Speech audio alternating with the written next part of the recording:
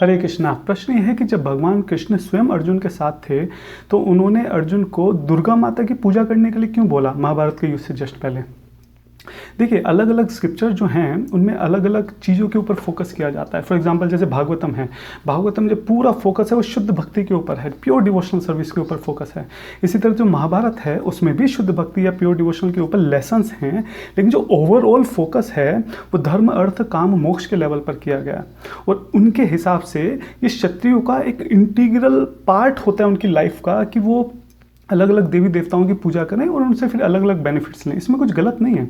आप देखिए जैसे द्रुपद महाराज हैं, उन्होंने भगवान शिव की जो है आराधना की, वहाँ से उनको द्रौपदी जो है दृष्टद्युम्न मिले।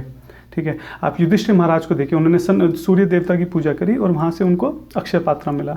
इसी तरह अर्जुन भी अलग अलग प्लैनेट्स पे गए, अलग अलग देवी देवताओं से अलग अलग उन्होंने हथियार इकट्ठे किए। तो इसमें कुछ गलत नहीं है। इसका मतलब ये नहीं कि वो सुप्रीम है।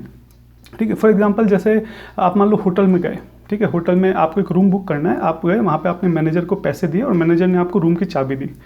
उस मैनेजर को उस होटल के ओनर के द्वारा ये रिस्पॉन्सिबिलिटी दी गई है कि वो ऐसा करे। ठीक है, ऐसा इसका मतलब ये नहीं कि वो उस होटल का ओनर हो गया। इसी तरह भगवान जो है भगवत गीता में क्लियरली बोलते हैं, 7.22 में भगवान बोलते हैं कि देवी देवताओं को ये शक्तियाँ मैं ही प्रदान करता हूँ जिससे वो आगे अलग अलग वरदान जो हैं दे सकें।